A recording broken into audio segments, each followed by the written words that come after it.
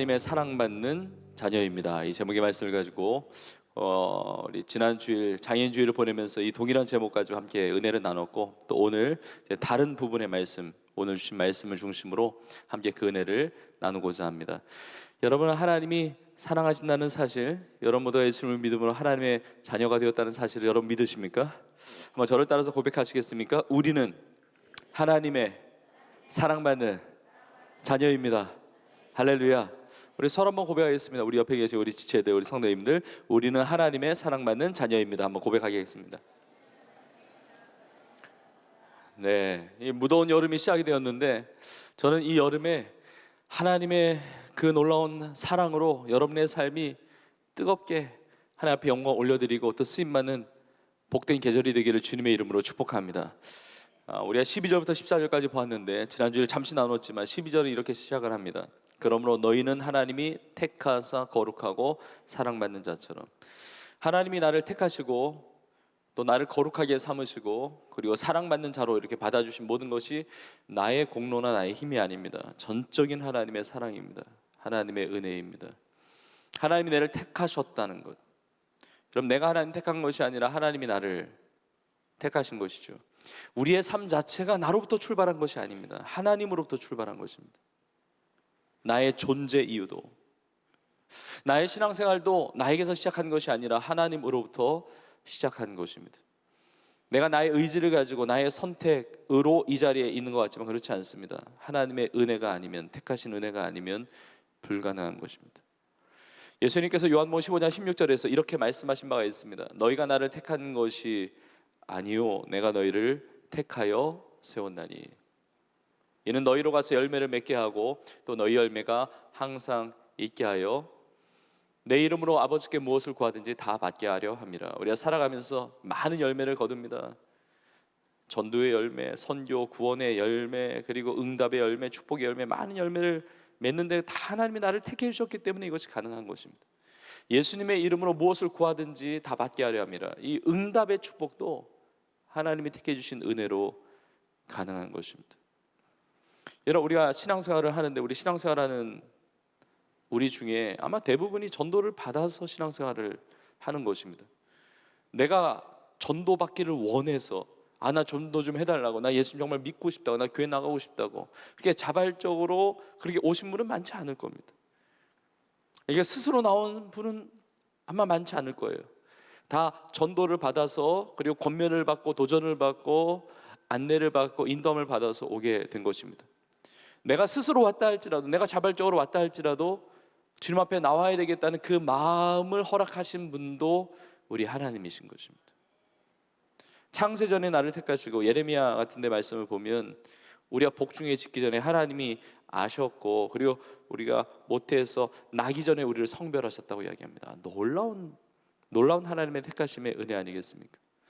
내가 거룩한 성도로 살아가는 것도 예수님의 십자가의 그 피 흘리심과 예수 그리스도의 부활로 말미암아, 다 예수님의 공로로 말미암아 내가 거룩한 성도로 살아가는 것이죠. 내가 하나님의 자녀가 된 것도 다 하나님의 사랑이라는 것입니다.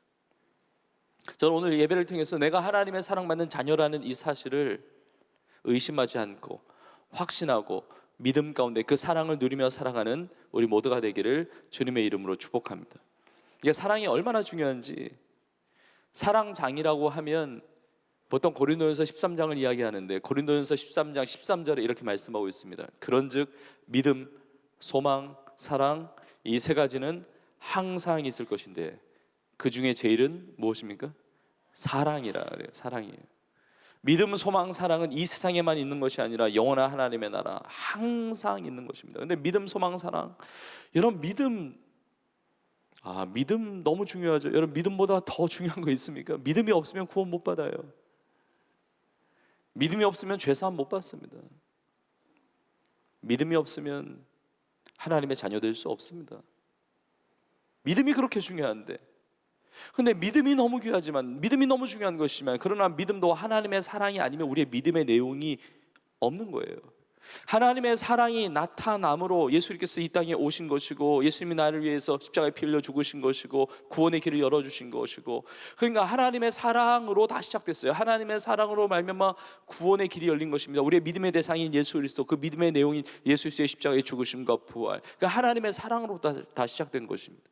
소망도 마찬가지입니다. 내가 죄로 인해서 영원히 멸망당할 수밖에 없는데 무슨 소망이 있습니까?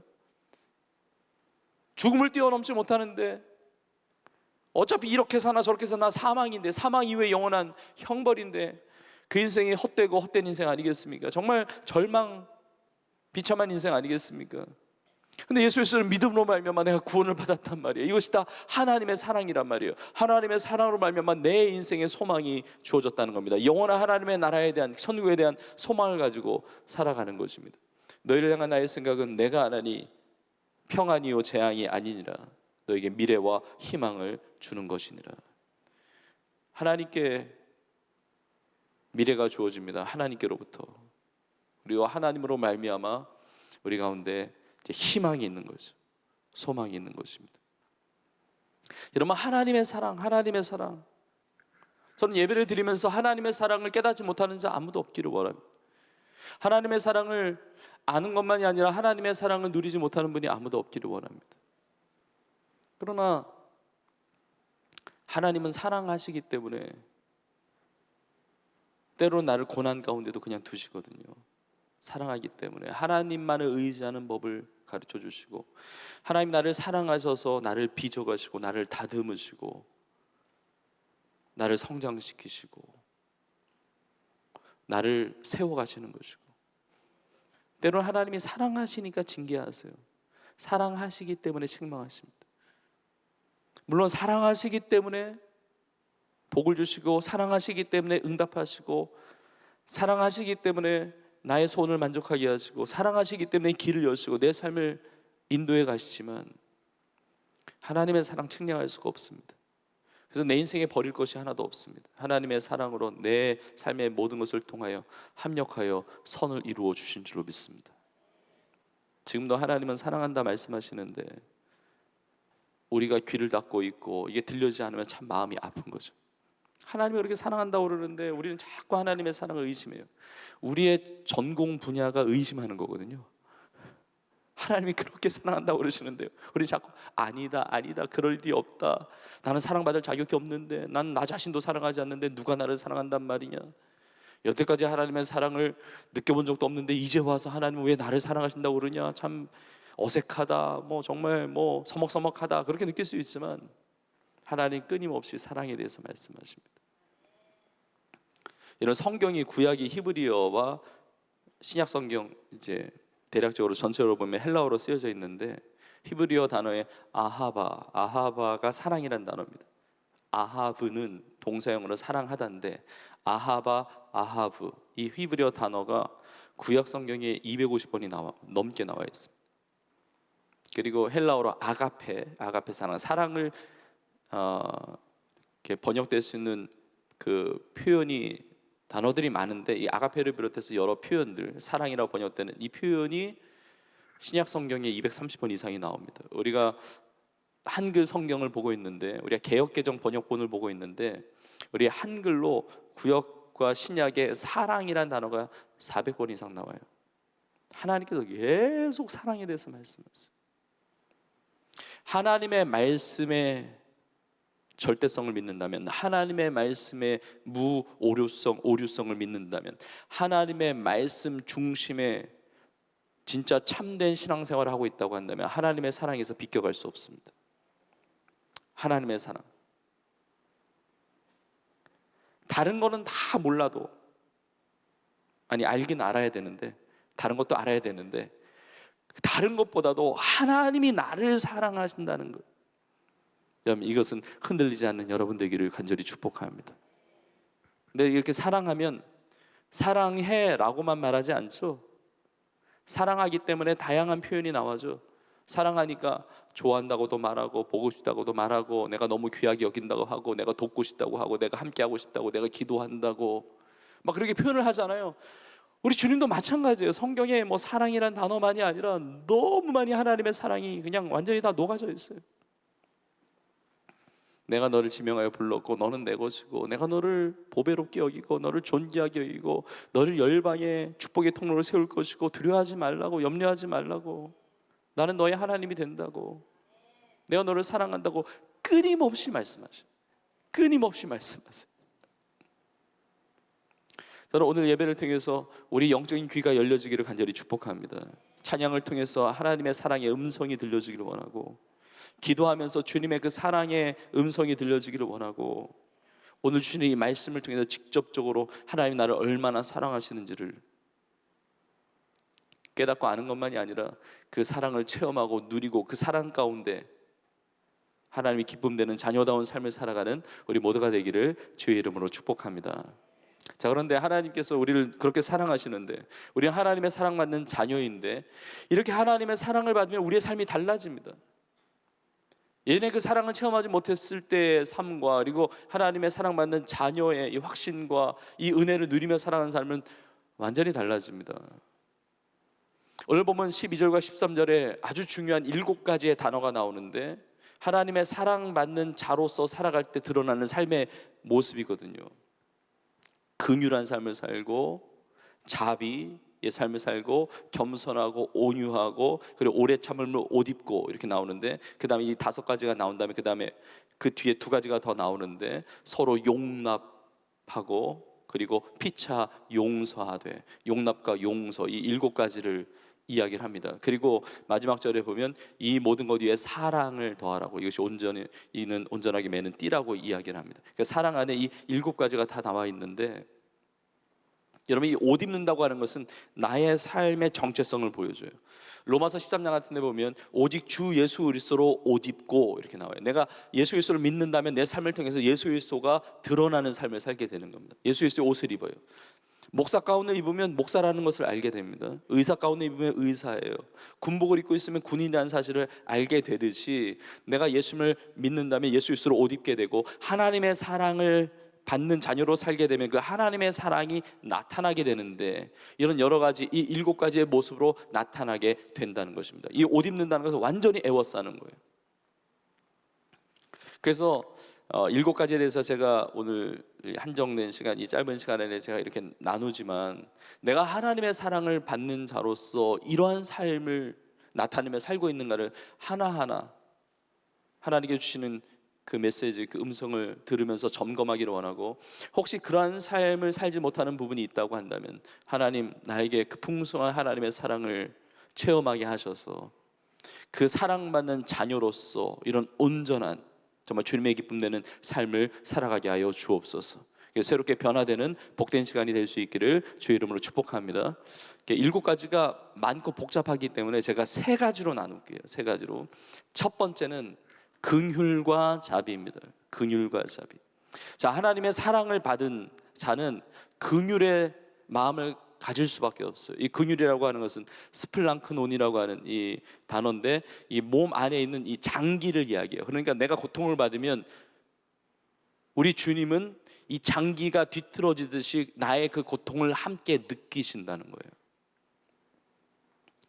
누군가 힘들어하면 그게 같이 느껴지는 거예요. 같이 마음이 아픈 거예요. 컴패션이라고 그러죠. 함께 그 고통을 느끼는 거예요. 어려운 일을 당하면 눈물이 나는 거예요. 돕고 싶은 거예요. 그러니까 하나님의 사랑으로 긍휼의 마음을 품게 되니까 그런 반응이 나오게 되는 것입니다. 어려운 일, 힘든 일 당하면 위로해주고 싶은 거예요. 격려하고 싶은 거예요. 믿지 않는 자들 보면 막 눈물이 나는 거예요. 불쌍히 여기게 되는 것이죠. 이게 긍휼의 마음이에요. 긍휼의 마음. 누군가 좀 힘든 일을 당하면 이게 같이 느껴지는 거예요. 같이 아파하는 거예요. 같이 힘든 거예요. 이게 하나님의 사랑받는 자녀들의 특징입니다. 근데 세상은요, 누군가 힘들잖아요. 힘들어하는 걸 보고 좋아하는 사람들이 많아요. 아, 좋다. 와우, 야, 쌤통이다, 고소하다. 이건요, 하나님의 사랑을 받는 자의 모습이 아니에요. 야, 내가 언젠가는 한 번 당할 줄 알았는데 오늘 당했구나. 2번 당하면 더 좋고. 이거는 긍휼의 모습이 아니란 말이에요. 하나님이 주신 마음은 긍휼의 마음입니다. 성경에 보면 하나님께서 우리를 긍휼히 여기셔서 구원하셨다고 합니다. 긍휼히 여기셔서 우리를 세우셨다고 합니다. 예수님은 긍휼히 여기사 앞을 보지 못하는 자에게 눈을 만지시면서 고쳐주셨어요. 긍휼히 여기사, 이게 전염병이죠. 나병 환자에게 몸에 손을 대시고 내가 원하노니 깨끗함을 받으라 말씀하시고 그 병을 치유해 주셨어요. 나인성 과부의 아들이 죽었을 때 나인성 과부를 긍휼히 여기시고 울지 말라 말씀하시고 그 관에 손을 대시고 그 자녀를 살려주셨습니다. 긍휼히 여기셔서 말씀하셨고 긍휼히 여기셔서 행하셨어요. 여러분, 주님께서 우리 가운데 말씀하십니다. 오늘 이 시간에 하나님의 말씀을 듣는 시간입니다. 하나님의 말씀을 들어요. 그리고 우리는 하나님의 역사하심을 체험합니다. 하나님의 일하시는 분이세요. 우리 찬양의 가사처럼 You never stop. 하나님은 멈추지 않으세요. 하나님은 나를 위해서 아무것도 안 하시는 분이 아니라 하나님은 일하십니다. 하나님이 역사하시는 분이에요. 그런데 하나님이 말씀하시는 것, 그리고 하나님이 일하시는 것 이전에 하나님의 마음이 있는 거예요. 하나님의 긍휼하신 마음이 있고 그 긍휼하심으로 우리에게 말씀하시는 거예요. 그 긍휼하시는 그 마음, 그 사랑의 마음으로 우리의 삶에 일하시는 거예요. 긍휼이 없다면 치유도 없는 거예요. 긍휼이 없다면 구원도 없는 거예요. 긍휼이 없다면 하나님의 역사하심도 볼 수 없는 거예요. 긍휼의 마음이 없다면 우리 가운데 들려질 하나님의 말씀은 없는 거예요. 우리가 하나님의 말씀을 들을 때 은혜가 되는 것은 하나님의 말씀 자체가 능력이지만 하나님의 말씀과 함께 하나님의 마음이 오기 때문에 그래요. 아, 하나님 나를 사랑하시는구나. 하나님이 나를 아끼시는구나. 나는 하나님의 사랑받는 자녀구나. 이 하나님의 긍휼이 느껴지는 거예요. 주님의 그 사랑이 느껴지니까 은혜가 되는 거예요. 그 사랑의 힘을 받고 일어나게 되는 거예요. 하나님이 말씀하시기 전에 하나님의 마음이 있는 거예요. 주님이 내 삶에 역사하시기 전에 주님의 긍휼의 마음이 있는 거예요. 오늘 시간에 주님은 우리를 긍휼히 여기세요. 주님 우리를 사랑으로 바라보세요. 여러분, 우리의 마음이 그런 긍휼의 마음이 되기를 주님의 이름으로 축복합니다. 근데 이 긍휼이 나의 내적인 것이라고 한다면 이게 외적으로 드러나는 것이 자비예요. 긍휼은 마음 안에 있잖아요. 그러니까 이게 보이지가 않죠. 근데 이게 긍휼의 마음을 가지면 외적으로 자비로 나타나게 되는 것입니다. 우리 한국말로는 자비로 번역되어 있는데 다른 번역본들 보면 많은 경우에 친절함으로 번역되어 있습니다. 그러니까 마음에 하나님의 사랑이 임하니까 이 긍휼의 마음이 생기니까 그 다음에 친절함으로 나타나는 겁니다. 자비를 행하게 되는 겁니다. 말도요, 말도 남을 상하게 하는 게 아니라, 남을 공격하는 게 아니라, 막 상처 주고 막 그렇게 하는 게 아니라, 힘들게 하는 게 아니라 친절한 말이 나오는 거예요. 고맙다고, 감사하다고, 사랑한다고, 축복한다고, 돕고 싶다고, 함께하고 싶다고, 기도하겠다고, 이런 말이 나오는 거예요. 이게 자비, 내 마음 안에 긍휼이 있으니까 이런 말들이 나오고, 이런 행동, 우리의 손으로 빵이라도 나눠줘요. 전도지라도 나눠줘요. 내 발로 그 연약한 자들을 찾아갑니다. 내 몸을 통하여, 내 삶을 통하여 예수 그리스도의 형상이 드러나게 되는 것입니다. 긍휼의 마음과 이게 자비의 삶으로 나타나게 되는 거죠. 하나님의 사랑이 줄어들면, 하나님의 은혜가 떨어지면 싸울 일이 많아져요. 왜냐면 나를 지켜야 되니까, 내가 당하면 안 되니까, 뺏기지 않으려고. 그리고 정말 죽일 듯이 달려들어서 남의 것을 뺏는 경우가 많습니다. 근데 하나님의 사랑을 받으면 뺏는 게 아니라 나누게 됩니다. 주게 돼요. 베풀게 됩니다. 하나님의 사랑을 전하게 되는 것입니다. 그 자비를 나누게 된다는 것입니다. 하나님이 세상을 이처럼 사랑하사 독생자를 주셨으니, 하나님의 사랑이 있었기 때문에 주신 거예요. 주신 거예요. 나의 것을 뺏는 것이 아니라 하나님은 주신 거예요. 나를 사랑하셔서 주셨단 말이에요. 하나님의 사랑을 받는 자는요, 베풀어요, 나눠요, 줍니다. 예수님이 자신의 삶의 목적, 이유 이렇게 표현하신 적이 있습니다. 마가복음 10장 45절의 말씀입니다. 인자가 온 것은 섬김을 받으려 함이 아니라 도리어 섬기려 하고 자기 목숨을 많은 사람의 대속물로 주려 함이니라. 자기의 목숨을 주시기 위해서 오셨어요. 대속물로, 대속 제물로, 희생 제물로 우리에게 주시고자 오신 거예요. 섬김을 받으려 오신 것이 아니라 섬기러 오셨다는 거예요. 저는 우리가 예수 그리스도의 그 긍휼의 마음을 가지고 나누고 베풀고 섬기고 친절을 행하고 자비를 행할 수 있는 우리의 삶이 되기를 주님의 이름으로 축복합니다. 나눠야 돼요. 나 같은 죄인 살리신 주님의 은혜가 얼마나 놀랍고 감사합니까? 이 겸손과 함께 하나님의 사랑을 받으면 이 겸손과 함께 온유한 삶을 살아요. 온유. 모르겠어요. 이 온유라는 단어가 이응이 두 번 들어가서 그런지 몰라도 되게 부드럽게 느껴져요. 온유, 온유. 근데 이 온유라는 것이 뭐 이렇게 부드럽고 뭐 이럴 수도 있고 저럴 수도 있고 이것도 아니고 저것도 아니고 뭐 어떤 애매모호함이라든지 어떤 유약함이라든지 어떤 연약함을 말하는 게 아니에요. 온유하다는. 성경적 온유는 강한 걸 말해요. 온유는 능력이에요. 길들여진 말과 같이 통제하는 힘이에요. 다스리는 힘이에요. 내가 싸워서 이길 수 있는데 싸우지 않는 거예요. 내가 권리를 주장할 수 있는데 그걸 내려놓는 거예요. 내가 막 해댈 수 있는데 그렇게 해도 누구도 말을 하지 못하지만 그러나 그렇게 하지 않는 거예요. 내가 이득을 취할 수 있지만 그걸 내려놓고 다른 사람이 이득을 취하도록 배려해 주는 거예요. 온유. 내가 막 성을 부리고 막 분노하고 정말 난폭하게 굴고, 여러분 그게 능력이 없는 거예요. 그게 제어하는 힘이 없는 거예요. 근데 능력이 있는 것은 뭐냐면 온유해요. 말도요 온유해요. 상대방을 고려해요. 배려해요. 주님이 기뻐하시는 것이 무엇인지 묵상해요. 그리고 그걸 나눠요. 행동도 마찬가지예요. 삶에 다 마찬가지예요. 이런 성령의 열매 대표적인 9가지 열매의 맨 뒤에 2개가 무엇입니까? 온유와 절제거든요. 온유와 절제는 연결돼요. 온유한 자가 절제하게 돼요. 절제가 없다는 것은 온유하지 못하다는 거예요. 여러분 온유해요. 근데 겸손과 온유는 예수님의 성품입니다. 우리가 완벽하지 않아도, 우리가 완전하지 않아도 주님을 닮아가는 성도의 삶은 그렇게 성숙해져 가요. 그렇게 다듬어져 가요. 점점 더 겸손해져 가고 점점 더 온유해져 가요. 예수님의 성품이에요. 우리가 참 은혜를 많이 받는 구절 중에 마태복음 11장 28절에 있는 말씀이 있습니다. 수고하고 무거운 짐진 자들아 다 내게로 오라. 내가 너희를 쉬게 하리라. 오늘 이 시간에 주님 앞에 우리가 다 나온 줄로 믿습니다. 주님 앞에 나와서 우리가 예배하고, 여러분 이 귀한 시간에 수고하고 무거운 짐진 모든 것들을 하나님께서 풀어주시고 우리 가운데 참된 쉼을 허락해 주신 줄로 믿습니다. 예수님 앞에 나오면 쉼을 얻는단 말이에요. 근데 예수님이 어떤 분이시길래 예수님께만 나오면 쉼을 얻을 수가 있을까? 그 다음 구절 29절에 이렇게 나와 있습니다. 나는 마음이 온유하고 겸손하니 나의 멍에를 메고 내게 배우라. 그리하면 너희 마음이 쉼을 얻으리니. 우리가 주님 앞에 나오면 우리가 쉼을 얻을 수 있는 이유가 주님은 마음이 온유하고 겸손하셔서 그래요. 여러분 겸손한 인생 그리고 온유한 인생을 살아가는 사람은 이거를 체험해요. 다른 사람은 몰라요. 근데 체험합니다. 뭘 체험하냐면 내 마음 안에 쉼이 있어요. 내 인생에 평강이 있어요. 교만한 자는요 쉼이 없어요.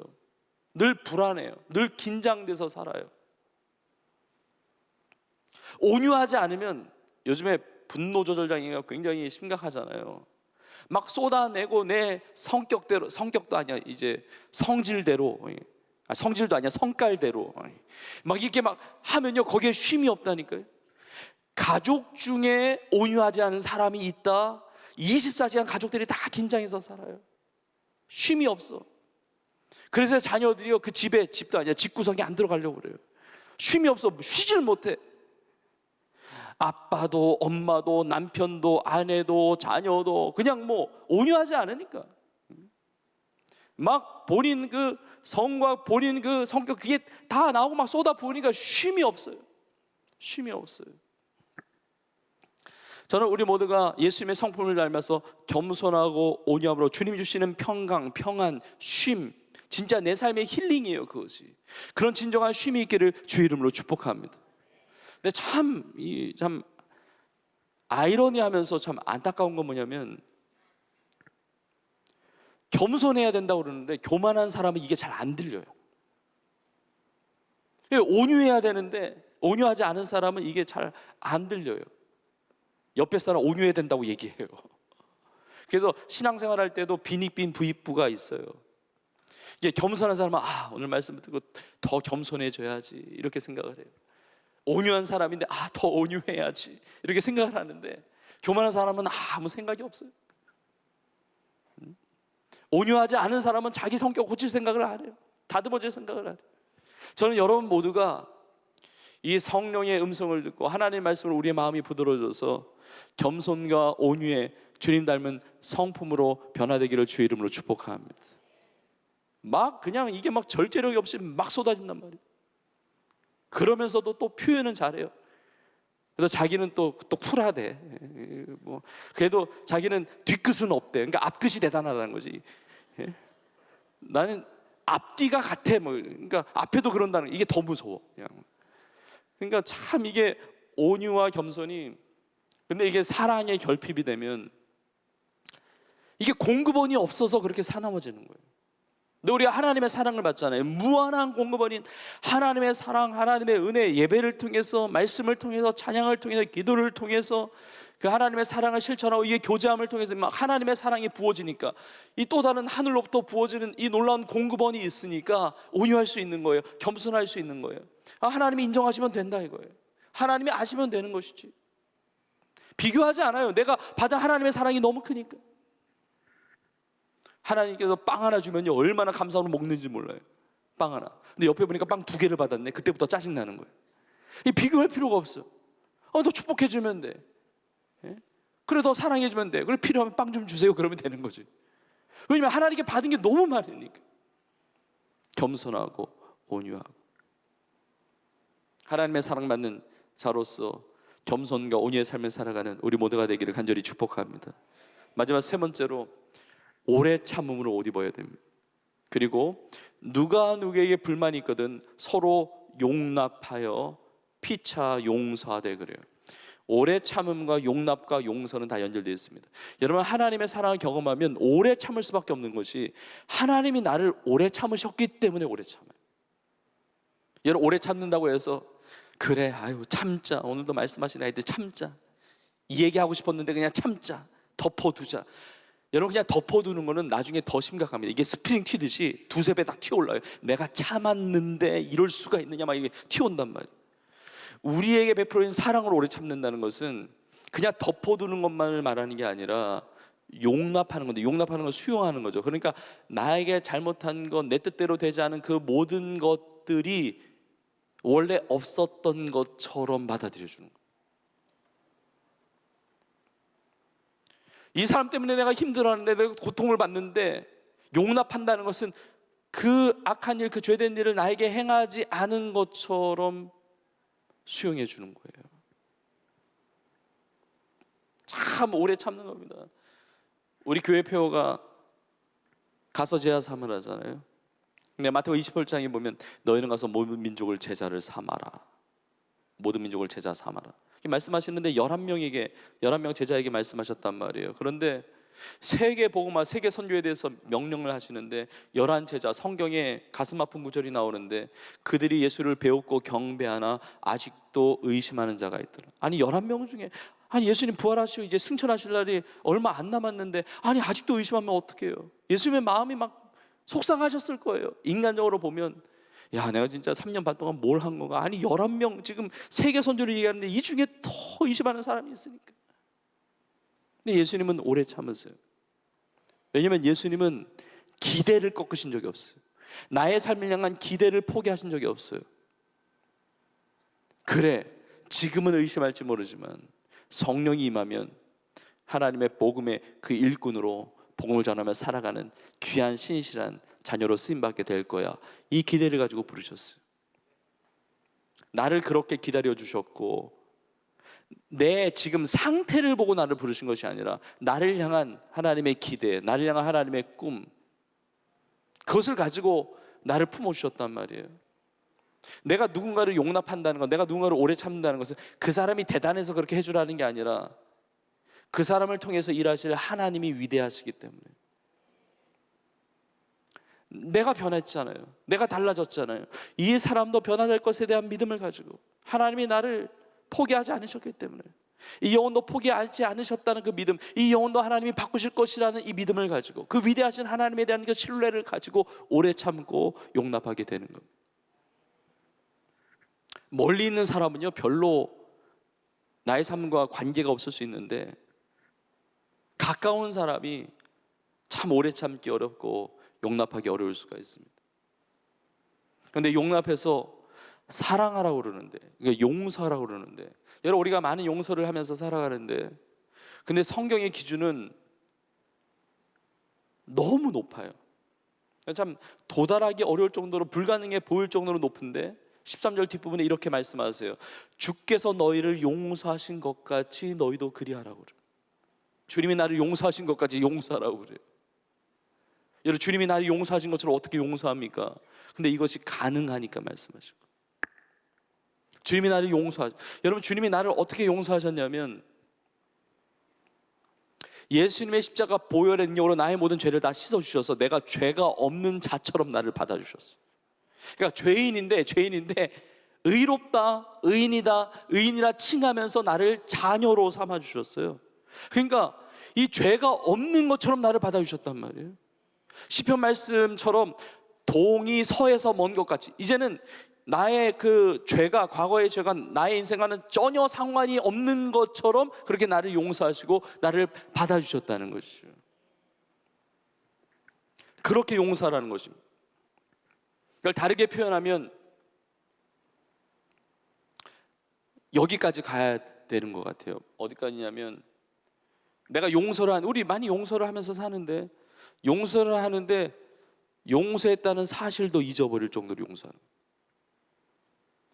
우린 자꾸 이것을 이렇게 각인시켜요. 그리고 이걸 들춰내요. 그리고 이거 가지고 힘들게 만들어요. 나 용서했다, 알아야 돼, 용서했으니까 갚아야 돼. 이렇게. 세상의 사랑은 한계가 많아요. 숫자도 세요. 1번 용서했다, 2번 용서했어, 3번까지는 봐줄게. 3번까지는 3세번이니까 3번까지 용서한 것도 대단한 거야. 나니까 그렇게 한 거야. 그 이후에는 국물도 없어. 이렇게 만든단 말이에요. 근데 마태복음 18장에 보면 베드로가 예수님께 묻습니다. 언제까지, 어느 정도 용서해야 되냐고. 예수님이 이렇게 대답하셨어요. 7번을 70번씩이라도 용서해 주라고 그래요. 우리 안타까운 게 뭐냐면, 이걸 또 숫자를 계산을 해요.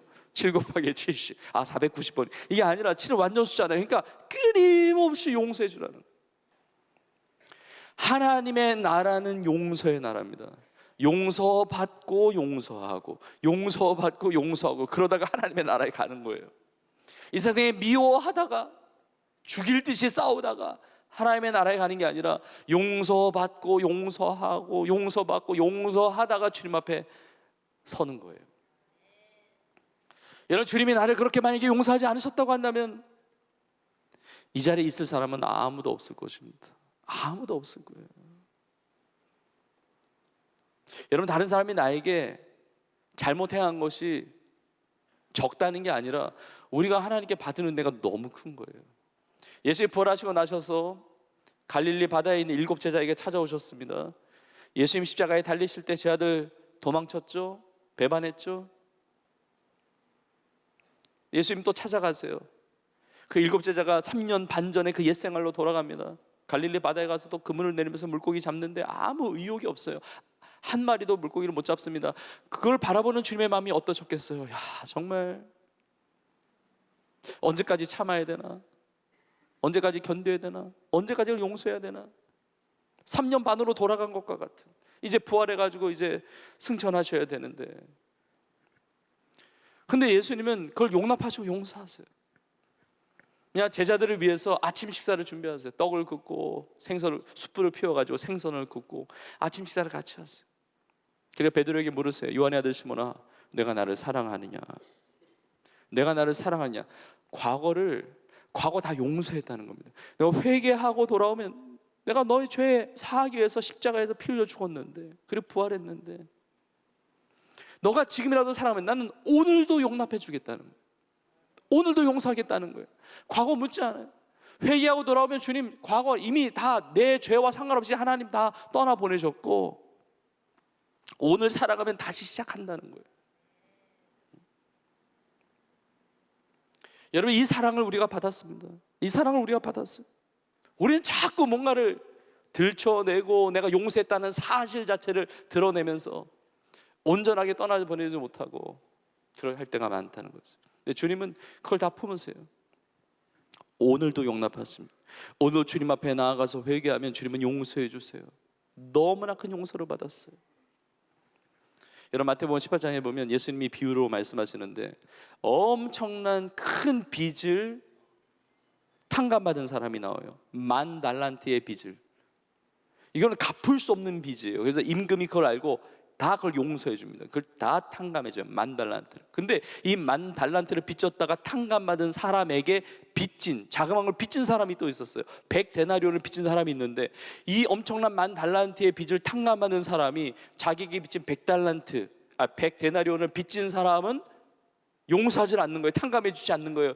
그 목을 잡고 붙잡고 그리고 옥에 넣고 그리고 괴롭히는 거예요. 갚으라고. 이 얘기를 임금이 들으니까 다시 탕감하라고 이야기하는 거예요.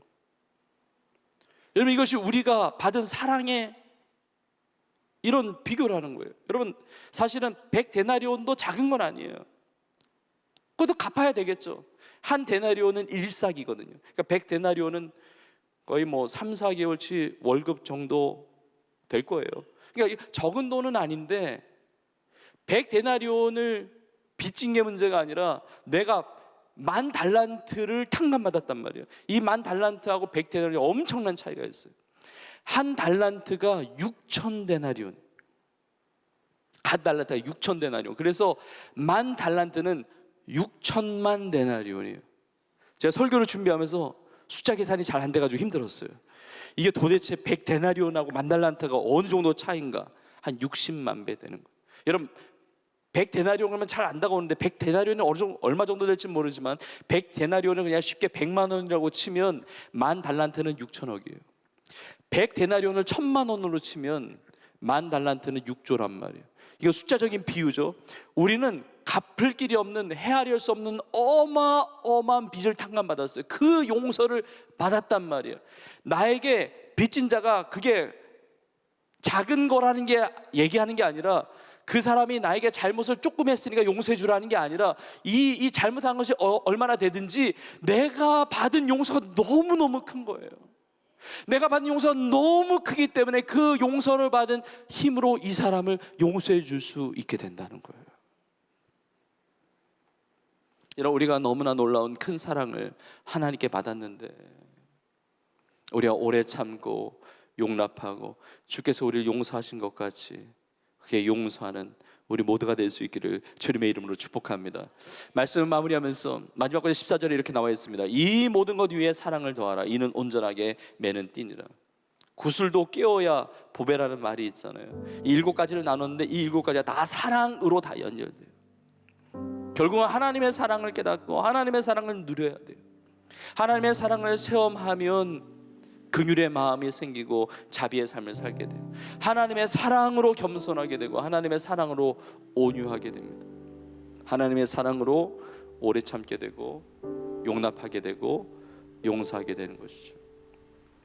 저는 초반에 말씀드렸지만 여러분, 이 무더운 여름이 시작이 되었는데 저 태양보다 더 뜨거운 하나님의 사랑으로 우리의 삶을 통해서 그 사랑이 증거되는 복된 인생들이 되기를 주의 이름으로 축복합니다. 여러분, 사랑으로 섬기세요. 그리고 사랑으로 기도해 주세요. 사랑으로 봉사하시고 사랑으로 희생하시고 사랑으로 복음 전하는 아우리치를 또 전도 선교의 삶을 사시고 모든 것을 사랑으로 하세요. 여러분, 예배도 나를 사랑해 주신 주님께 그 사랑을 올려드렸어요. 하나님을 뜨거운 그 사랑으로 예배하고 그리고 세상에 나아가 하나님의 사랑을 전하면서 우리 사랑으로 하나 되어 정말 우리는 하나님의 사랑받는 자녀입니다. 이 사랑받는 자녀의 이 정체성을 가지고 마음껏 그 사랑을 나누며 주의 기쁨 되는 우리 온 교회와 우리의 삶이 될 수 있기를 주의 이름으로 축원합니다.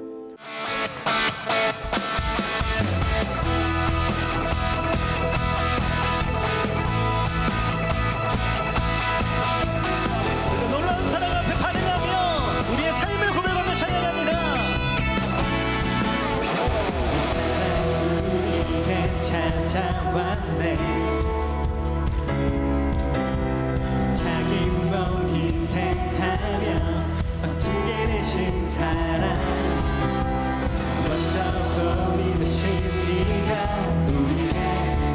인도하시네 왼편과 뜻이 나의 주를 사랑하라 무엇보다 뜨겁게 서로 사랑하지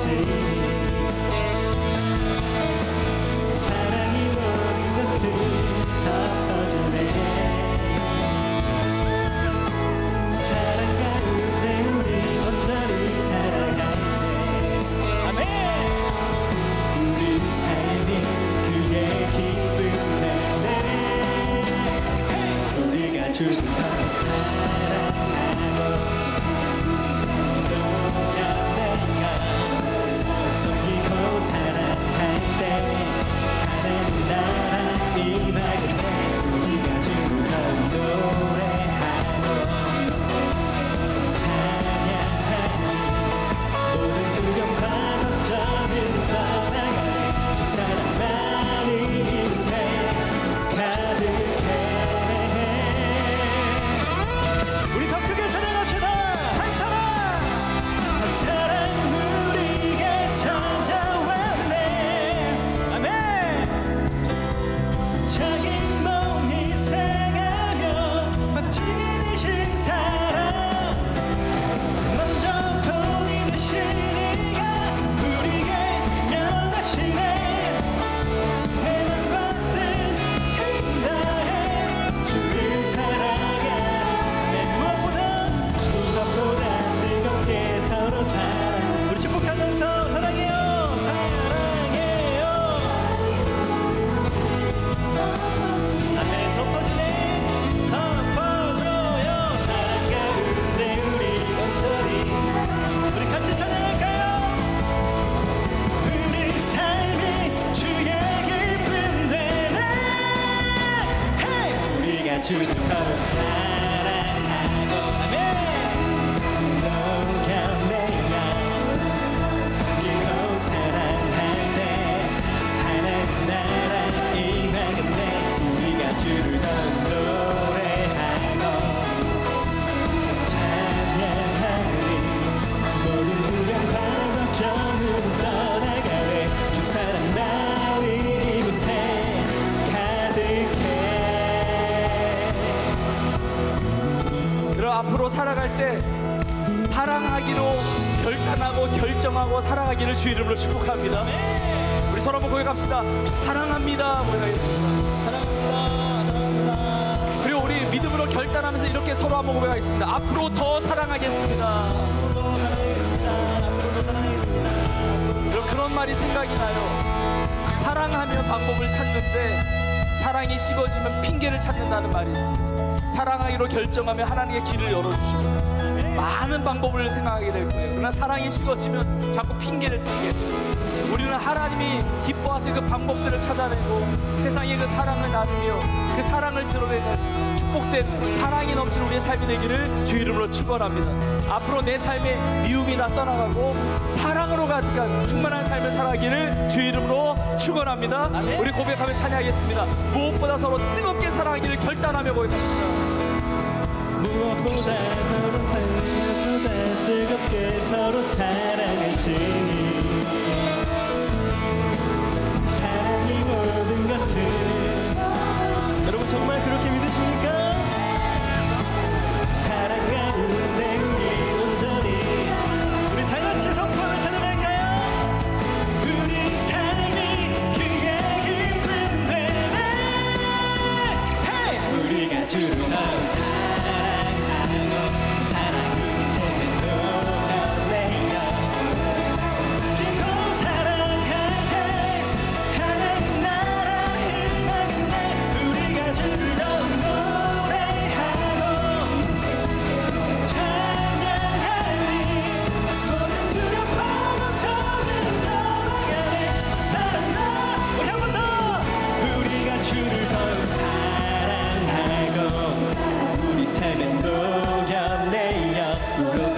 섬기고 사랑할 때 하나님 나라 힘하겠네 우리가 주를 더 노래하고 찬양하니 모든 두려움과 걱정은 떠나가네 주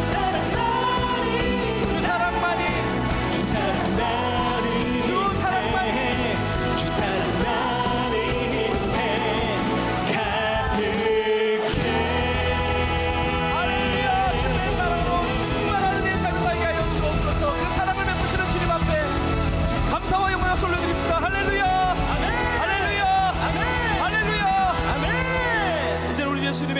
하나님 아버지의 크신 사랑과 성령님의 위로교토 인도 역사하심이 하나님의 사랑받는 자녀로 하나님 베풀어 주시는 그 크고 놀라운 사랑을 마음껏 누리며 세상의 사랑을 나누며 베풀며 섬기며 주의 나라와 영광을 위하여 그렇게 승리하며 살아가기를 소원하는 사랑하는 주의 성도들 머리머리 위에 이제부터 영원토록 함께 있을지어다. 아멘.